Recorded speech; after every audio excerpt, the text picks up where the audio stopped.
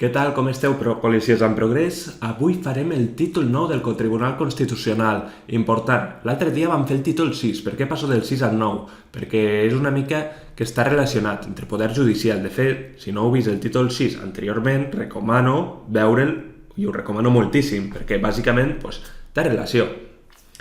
I, bueno, anem a parlar del Tribunal Constitucional.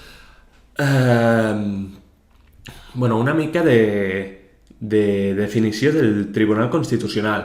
Bàsicament és l'òrgan que resoldrà els conflictes només per interpretar la Constitució.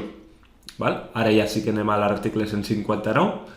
El Tribunal Constitucional està format per 12 membres. Si us fixeu, 4 del Congrés i 4 dels Senats, votats per 3/5 parts de les seves respectives càmeres.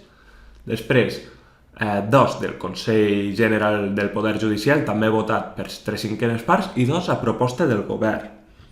La durada dels membres és de 9 anys i es renoven un terç cada 3 anys.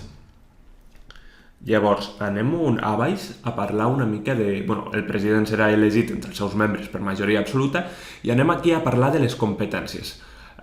Són aquestes d'aquí, que bàsicament després les expliquem més a baix. Article 161. Competències: recurs d'inconstitucionalitat, qüestió d'inconstitucionalitat, recurs d'empara, conflicte de competències i impugnació pel govern de les disposicions de les comunitats autònomes, article 161.2, i constitucionalitat de tractats internacionals. M'explicaré més als 3 d'aquí, que són els més importants, els 3 de justament aquí, per si hi ha algú que no ho entén o perquè crec que una explicació recurs d'inconstitucionalitat és quan hi ha una llei que no sigui constitucional. La qüestió d'inconstitucionalitat és quan un jutge considera que a l'hora de dictar sentència